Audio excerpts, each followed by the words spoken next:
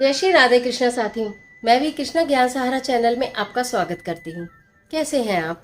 आपके अच्छे स्वास्थ्य और सुखद जीवन की मंगल कामना करती हूँ।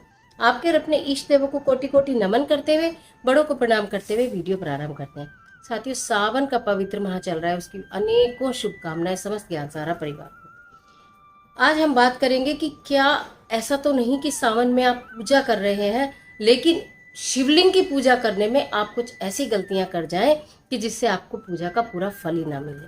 किस प्रकार शिवलिंग की पूजा करें, कुछ खास नियम है पूजा करने के, कुछ चीजें वर्जित है शिवलिंग की पूजा में, समस्त जानकारी लेकर मैं आपके बीच में। तो चलिए झटपट वीडियो प्रारंभ कर लेते हैं, लेकिन उससे पहले चैनल पर नए आए हैं तो चैनल को सब्सक्राइब अवश्य कीजिएगा और बेल आइकन का बटन जरूर दबाइएगा, जिससे आने वाली वीडियोस को नोटिफिकेशन आपको मिलता रहे। भगवान भोलेनाथ, शंकर देव, देव आदि देव महादेव जितनी जल्दी प्रसन्न होने वाले हैं, अगर गलतियां की जाएं तो वो उतनी जल्दी रुष्ट भी हो जाते हैं। और अगर भगवान भोलेनाथ जिससे रुष्ट हो जाते हैं, उसे संभालने और बचाने वाला कोई नहीं। भगवान भोलेनाथ को कहा जाता है कि मात्र एक लोटा जल और बेलपत्र अगर आप पूरे सावन नियम से और संकल्प से चढ़ाते हैं तो आपकी सारी मनोकामनाएं पूर्ण होती हैं। लेकिन शिवलिंग की पूजा के शास्त्रों में कुछ नियम बताए गए हैं, कुछ खास नियम बताए गए हैं। बहुत सारे लोग शिवलिंग की पूजा आपने करते हुए देखे होंगे, स्त्रियां भी, कुंवारी कन्याएं भी किस तरह पूजा करती हैं, किस तरह हमें करनी चाहिए। मैं आज आपको समस्त विधि बताती हूँ। अगर आप उस तरह करते हैं बहुत अच्छी बात है, नहीं करते तो सुधार कीजिएगा, जिससे पूजा का पूरा फल मिले। सर्वप्रथम जैसे आप मंदिर जाते हैं तो अगर आप पंचामृत बना के ले जाते हैं या अलग अलग चीजें ले जाते हैं तो सर्वप्रथम भगवान भोलेनाथ पर दूध चढ़ाया जाता है, फिर जल चढ़ाया जाता है, फिर काले तिल चढ़ाए जाते हैं और फिर बेल पत्र चढ़ाया जाता है। अगर आप रूटीन की पूजा कर रहे हैं तो इसमें अपनी पूजा में ये चीज़ें अवश्य शामिल करें। काले तिल का विशेष महत्व है। आपके जीवन में, आपके परिवार में आने वाली समस्त समस्याओं को, बीमारियों को, परेशानियों को, बाधाओं को दूर करने की ताकत है काले तिल में।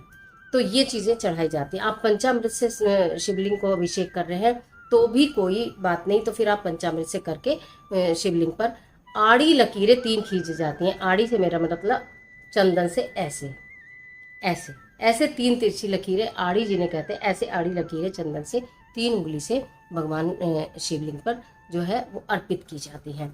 उसके पश्चात आप भगवान को बेलपत्र चढ़ाइए, धतूरा चढ़ाइए, भांग चढ़ाइए, जो आपको मिले सो चढ़ाइए। शिवलिंग पर चढ़ा हुआ प्रसाद कभी भी ग्रहण नहीं किया जाता है।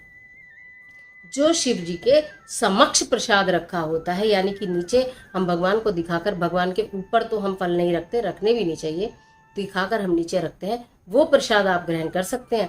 लेकिन जो शिवलिंग के ऊपर प्रसाद रखा गया है वो अभी कभी भी आपको ग्रहण नहीं करना चाहिए। शिव मंदिर की यानी शिवलिंग की हमेशा आदि ही परिक्रमा की जाती है।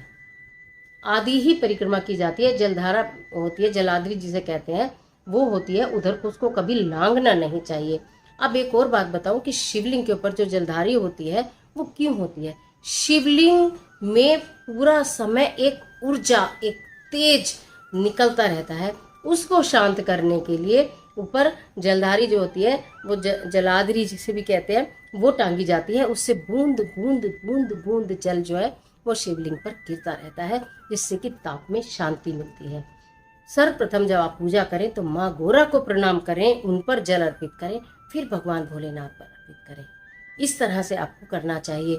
दूसरी बात यह है कि जब भी आप भगवान शिव को जल अर्पित करें, शिवलिंग पर अर्पित करें, माँ गोरा को किया, फिर आपने शिवलिंग पर किया, फिर गणेश जी को किया, फिर कार्तिकेय जी को किया, फिर नंदी महाराज को किया, इसी प्रकार बेल पत्र भी आपको सबको ही चढ़ाने चाहिए। बचा हुआ जल जो है थोड़ा सा नाक पर डालकर और उसके बाद आप उस जल को जलाधरी में जरूर डालिए, जिससे एक एक बूंद आपकी का जो जल है वो भगवान जी के ऊपर समर्पित होता रहे। इस तरह से आपको जल की करनी चाहिए। जब आप जल चढ़ाते हैं, जिस समय भी आप जल चढ़ाते हैं, एक तो यदि मंदिर में जाए तो भागा दौड़ी में ना जाए कि जल्दी से कोई हटे और हम फटाफट जल का लोटा चढ़ाया और जय हो और चल दिए। 2 मिनट का समय लीजिए, चाहे आप इतना सा ही आपके पास है। या ये एक बात और भी बताऊं कि बहुत सारे लोगों को हमने भी मंदिर में देखा, इतनी बड़ी बड़ी बाल्टियां भर के ले जाते हैं कि बाल्टी से बस चढ़ाते रहेंगे चढ़ाते रहेंगे, बहुत देर बाकी सब भक्तजन खड़े होकर देखते रहते हैं। आप श्रद्धा भाव से एक लोटे में भी एक पात्र में जल लेकर जाते हैं, वो भी काफ़ी होता है। लेकिन उसको चढ़ाने का तरीका बताती हूँ। जब आपको जल आप समर्पित कर रहे हैं, आपका पूरा का पूरा ध्यान सिर्फ आपकी जल धारा पर होना चाहिए। जो जल धारा आप शिवलिंग पर अर्पित कर रहे हैं, जो भी मंत्र आप बोल रहे हैं, ओम नमः शिवाय, ओम नमः शिवाय, आपको कुछ भी और दिखाई देना नहीं चाहिए। जितनी आराम से आप जल बिल्कुल धीरे धीरे अर्पित करेंगे, उस समय आप जितने मंत्रों का उच्चारण करेंगे, वो मंत्र अनेकों मालाओं से बढ़कर आपको शुभ फल देता है। इसलिए जिस समय भी जल चढ़ाएं, उसमें जल्दबाजी ना करें। लोटा भरा और उंडेल दिया, लोटा भरा और उंडेल दिया, अब चलो फटाफट, एक लोटा यहाँ, एक लोटा यहाँ, एक लोटा यहाँ, एक लोटा यहाँ, ना ना, आप आराम से चढ़ाइए, मंत्रों के साथ चढ़ाइए। वो मंत्र आपको कितना बड़ा फल देंगे, इस बात का आपको खुद भी अंदाजा लग जाएगा। अब बताती हूँ शिवलिंग की पूजा किस दिशा की ओर मुख करके करनी चाहिए। हमेशा शिवलिंग की पूजा जब आप करने बैठे तो आपका मुख उत्तर दिशा की ओर होना चाहिए, आपकी पीठ दक्षिण दिशा की ओर होनी चाहिए। आपका मुख हमेशा शिवलिंग की पूजा करते समय उत्तर दिशा की ओर होना चाहिए। इस बात का भी आपको विशेष ध्यान रखना है। शिवलिंग पर कभी भी तुलसी ना चढ़ाएं, हल्दी ना चढ़ाएं और शंख से जल ना चढ़ाएं। ये चीज़ें वर्जित मानी जाती हैं। महिलाओं के लिए विशेष एक बात बताती हूँ, महिलाएं जब भी शिवलिंग की पूजा करें, कभी भी शिवलिंग को स्पर्श ना करें। मतलब खूब अच्छे से हाथों से दबा दबा कर, या आप ये सोचते हैं, ये मैं बताऊं, पुरुष भाई हमारे शिवलिंग पर अपने हाथों को मलते हैं, यानी शिवलिंग की मल मल के आप जो अभिषेक करते हैं, हाथों से मलते हैं, तो मान्यता ये है कि आपके हाथों की जितनी भी लकीरें बेकार हैं, जितनी भी लकीरें खराब हैं, वो सब अच्छी हो जाती हैं।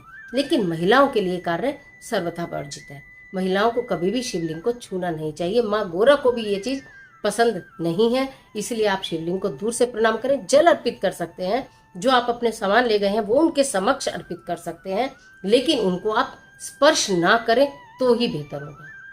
महिलाएं इस कार्य को बिल्कुल भी ना करें। तो इस प्रकार आपको जो चीज़ें मैंने बताई हैं, वो चीज़ें उस प्रकार से आप करें। कुछ नियम हैं, उस तरह से करिए। यदि आप घर में भी शिवलिंग की पूजा करते हैं, तो घर में शिवलिंग की पूजा करने के लिए उसको आप प्राण प्रतिष्ठा उसकी ना कराएं। वो बड़े बड़े मंदिरों में की जाती है। पहले भी मैंने एक वीडियो में आपको बताया, केवल 3 इंच, इससे ज़्यादा बड़ा शिवलिंग आपके घर में नहीं होना चाहिए। पारद का शिवलिंग आपके घर में हो तो बहुत अच्छा होता है पूजा करने के लिए।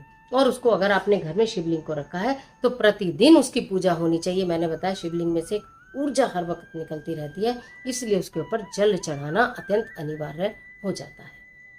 तो मैं समझती हूँ कि ये समस्त जानकारी आपके लिए बहुत उत्तम रहेगी। इस अनुसार आप देख लीजिए, अगर कहीं कोई गलती हुई है तो क्षमा मांगते हुए आप आगे सही प्रकार से कंटिन्यू करिए, और अगर आप ऐसा करते हैं तो उससे अच्छी कोई बात ही नहीं।